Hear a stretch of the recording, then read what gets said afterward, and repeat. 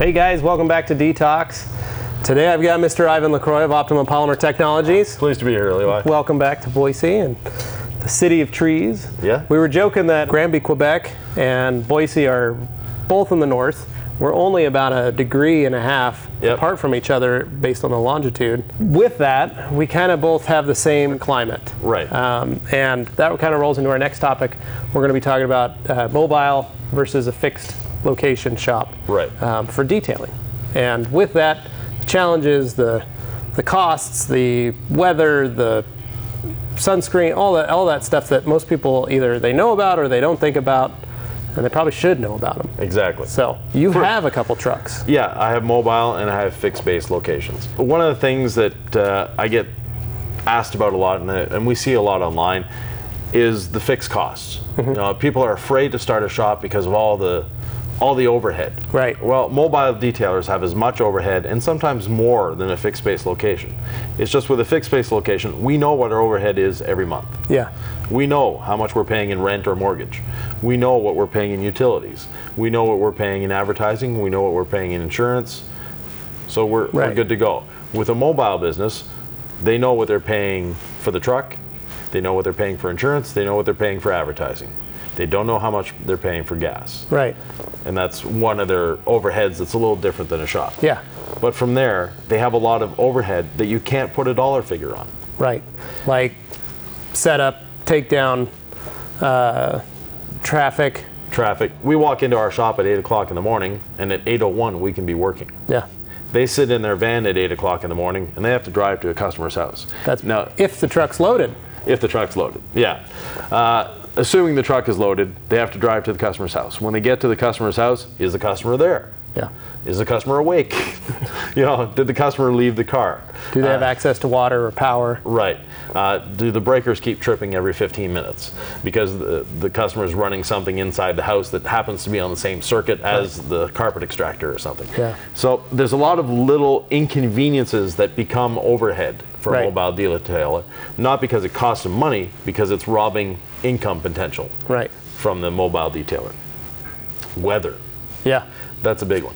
For us, a mobile detailing business is fun in the summer. Yeah. In the winter, when it's minus 10 out, I don't necessarily want to be out there with a bucket washing a car. Right. I don't either. No. And, customers look at you funny if you say, I'm going to detail your car in your driveway when it's minus 10. No, it's not going to happen. Yeah. The California guys don't really always have that bit of a problem. One of my good friends, Dan Williams, he lives in San Diego. So a cold day is 70, a warm day is 75, and a really hot day is 78. Yeah. So, so they can detail year round. But for us that in the north, winter is not a happening time for detailing. No. So. Yeah, we're lucky in the sense that we are actually busier in the winter than we are in the summer sometimes. It's very strange, but again, I'm in a fixed location. Right. So my guys, we call it winter mode, where if the sun's out and it's 30 degrees, I got a 10 outside and we're working. Yeah. If it's 10 degrees and product's freezing on the doors, tent's not going up and we're closing the doors and the heat's cranked on and the shop's nice and toasty and it's 75 in here and we're all happy. And so the products are happy. And the products are happy because they work, because in those the temperature fluctuations, we used to use a wax that wouldn't work. Yeah. If it was 33 degrees outside. Right. That was frustrating. Exactly. Because you needed to get the car done, but we found another one that worked great at 33, 34 degrees outside in the Fahrenheit. Yeah. You use Celsius, I use Fahrenheit. Yeah. So we don't do any mobile detailing, but I do open my doors and we have a concrete pad and we put up tents and we have air and power and my guys have carts, and so we do some outside detailing on cars and things like that we need to. All our coatings and stuff. We have the luxury of having a indoor shop that we can pull in, close the doors, and turn on the swamp cooler, and we're fine. Yeah, exactly. But one of the big things for guys that don't realize it is the sunscreen. Yeah. That's a big one, and it's hitting our guys, all the detailers that are mobile that have been doing it for years. Yeah. That just didn't pay attention. No, skin cancer is unfortunately becoming more and more seen in our industry. The guys that have been detailing for 10, 15, 20 years that are out there in the sun every day, sure, it's fun. But you know, if you've got long hair like I do, you need to wear a hat. You need to protect yourself. And you know, your arms, all the exposed skin needs sunscreen. Yeah. We have a sunscreen, we call it a roof. Yeah. But for those of us that work outside, you know, that work in a mobile situation, you need to protect yourself, and that becomes an overhead as well. Right. Well, and you know, making sure that, like I was saying, I've got a guy that works out of a truck.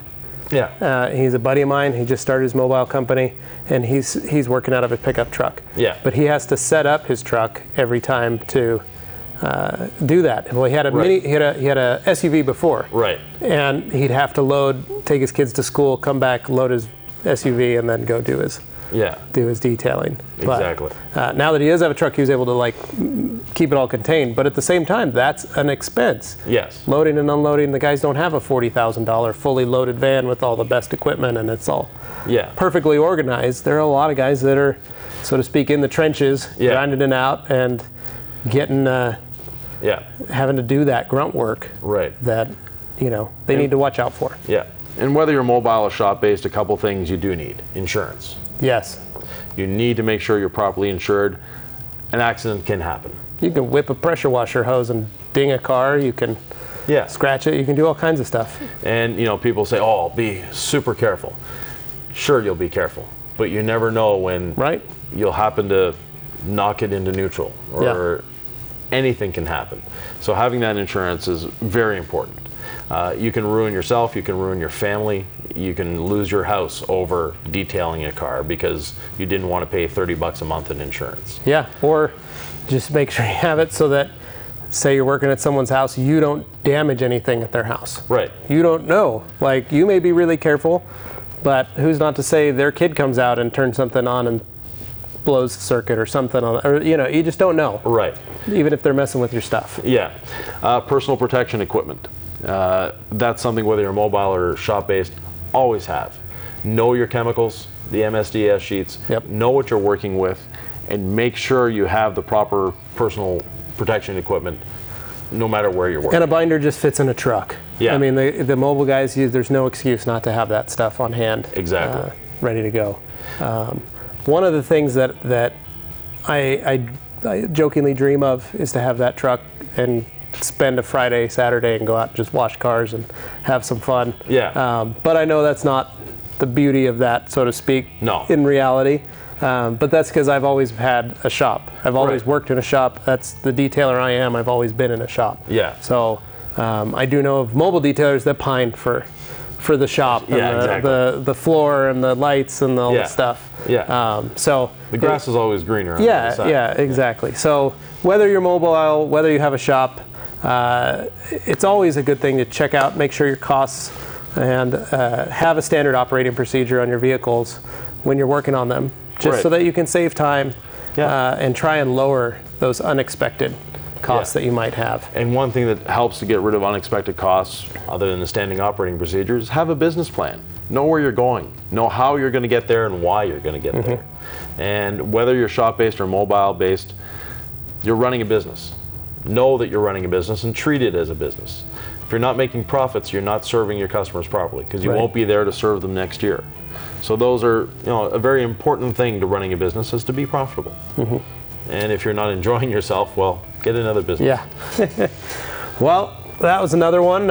If you guys have any other comments that you want to throw down in there, put them in the comments section here on our channel, on our page, and make sure you email me, Levi at the Rag Company, with any extra little tips, tricks, all that stuff. Ivan, thank you again for coming all the way up here. Always a pleasure. To our place. Actually, across here to Hawks Detail, to hang out with us and at the Rag Company and doing all this stuff. It's always a pleasure to have you. We enjoy it. Thanks for watching, guys. We appreciate it. Make sure you keep watching more of these videos right here on the Rag Company YouTube channel.